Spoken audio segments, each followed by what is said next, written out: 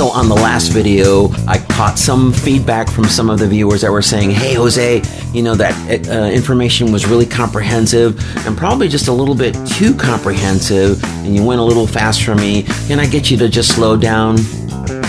Sure, not a problem. I love talking about this stuff, so let's do some more.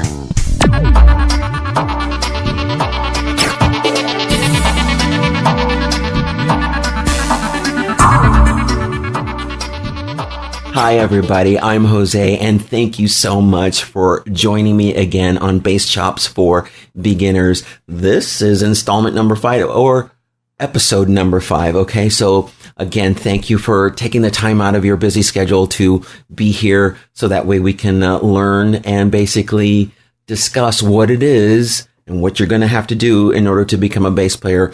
We all have to start somewhere. Why not right now with this channel, okay? So in the last video, we talked about a couple of things as far as hardware goes. And like I said at the very intro, some of the viewers were saying, hey, you know, you went kind of fast. It was a lot of information, a lot of details for me to absorb. Can you just slow it down? Not a problem. Not a problem at all. In fact, I wanted to dedicate this video to revisiting some of those things and maybe just take a little bit more time, but not too much time, in talking about them, and then also introduce a few more items. Okay, so we're going to talk about 5 things. We are going to revisit tuning machines because I think that is so important. Those are the things that I said in the last video you're going to be coming into a lot of physical contact with, and so we need to just talk about those a little bit more. And just for clarity's sake, we're going to talk about the fingerboard. We know about necks and all of those things, and there's many pieces to a neck. Sometimes they are made out of several pieces of wood sandwiched together, and it's a very complex design, but it has a very, very important function for the bass guitar, and one of them is the fretboard. We're going to talk about that today. I'm actually going to show you one of my guitars that I'm in the process of doing some maintenance on, and talking about frets. We're going to get a little bit closer look at frets, and we're going to talk about knobs and switches. In one of my previous videos, I talked about when you're inspecting a possible purchase that you need to look closely at these things to make sure that they are in good working order, that there's no defects, that there's, you know, some guitars are dropped, and one of the things that's very, very vulnerable on a guitar is are the knobs and switches. So we're going to look a little bit closer at those in detail. And the last thing that we're going to talk about is jacks, okay?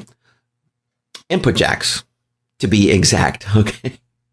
So let's start with number 1. I showed you in a previous video like some quick views of tuning machines. I just wanted to take this moment to show you some more closer details on the tuning machines and how important these things are. Again, as I've mentioned before, these are things that you're going to come into physical contact with a lot. You gotta be able to tune your instrument, tune it quickly, tune it accurately, and for it to remain in tune. And a vital equation in that is the tuning machines, okay? Number 2, I want to introduce a brand new component here, and that's the fretboard. Right over here on my Rickenbacker, that fretboard is actually made out of rosewood. Very pretty. Obviously, it's got like a really neat red tone to it. On Rickenbackers, they layer polyurethane on top of it, so it kind of mutes the brilliance of that color, but that's rosewood.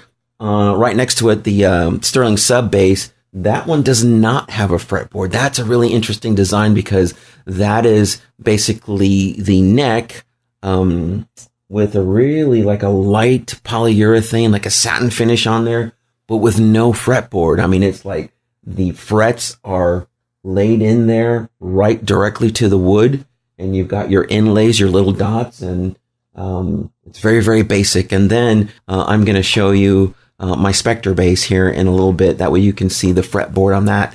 It's generally it's a nicer, more luxurious piece of exotic wood that they lay on top of the neck to give it just beauty, and you can just like salivate on these things. I know, geek stuff, but it happens. Get used to it. You're part of the club now, so get used to it.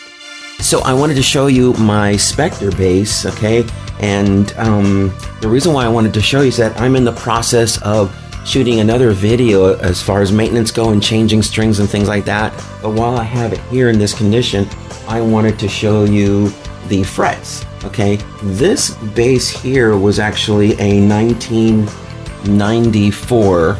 This is when it was made, okay? And so I've been using this for quite a bit. Obviously, it's one of my work basses when I play out live, when I record, so on and so forth. And so I just wanted to show you the frets on it, okay?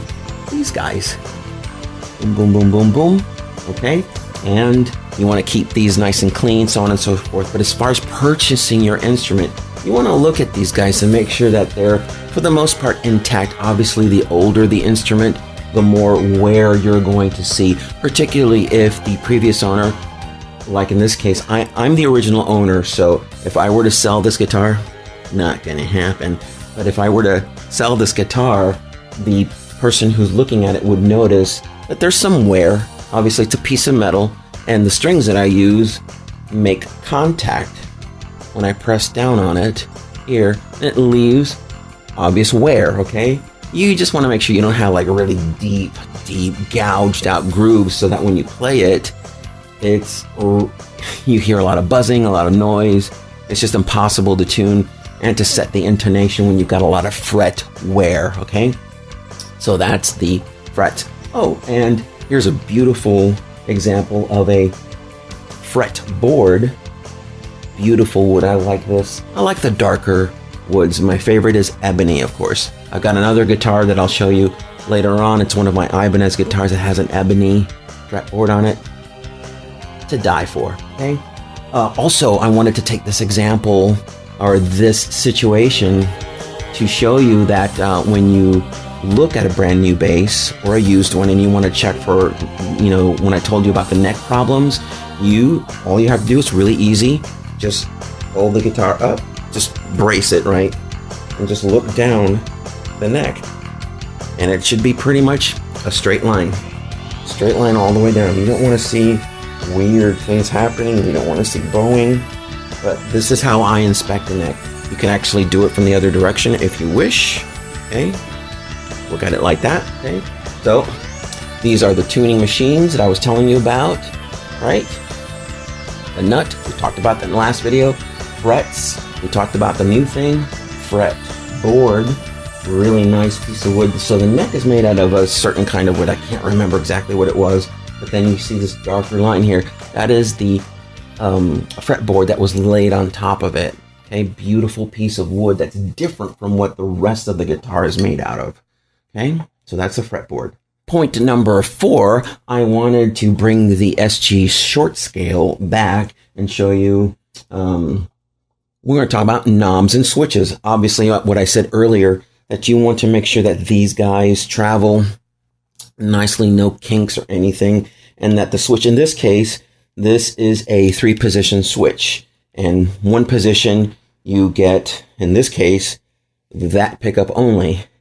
The middle position, it's a 3-position switch, so the middle position is both pickups.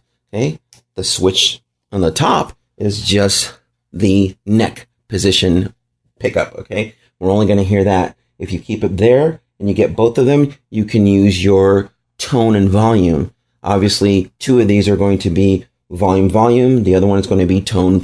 Okay, different wiring. You can do different things with some of these, but that's the way I have this one particularly wired up right now at this moment. That's the way I have it. So, yeah, you want to definitely make sure that your knobs and switches, if there are any on your bass, a lot of them just don't have the switch.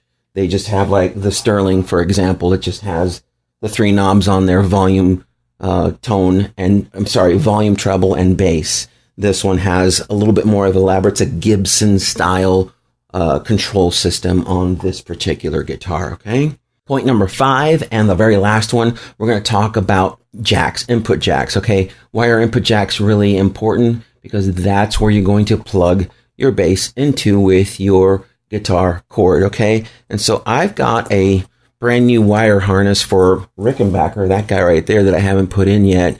It's an older model. That's a 1975. And of course, it just it needs retrofitting every now and then. So I put new stuff on it just to keep it in working order. And this is a brand new harness. So this is a unique setup because Rickenbackers are stereo guitars. So that's the reason why it's got this particular one on there. Volume knobs, again, this is another thing that I'm just doing slowly on my guitars. This is what they look like. It's called a potentiometer, okay? And these serve as not only volume, but tone controls, right? And that's what a new one looks like. It hasn't been installed yet.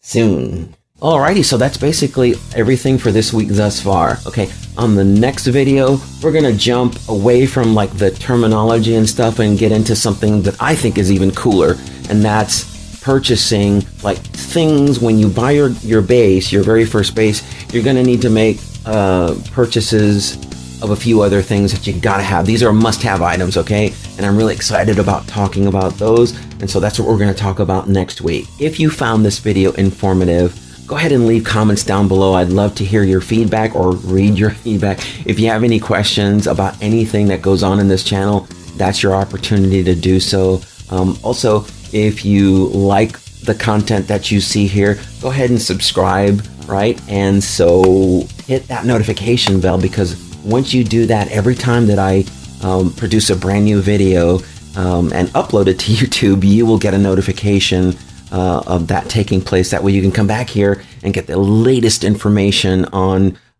everything that's cool with bass guitars and becoming an owner of your very first bass guitar. Also, if you want to follow me on Instagram, there's the address going by. You can do so. And if you want to follow me there and basically keep track of other aspects of my life in between these videos, that would be really cool too. Okay, so and one last thing, if you like this video, go ahead and give a thumbs up and let me know what you think. Okay, all right, so that's it for this week. Take care of yourself and tune it or die.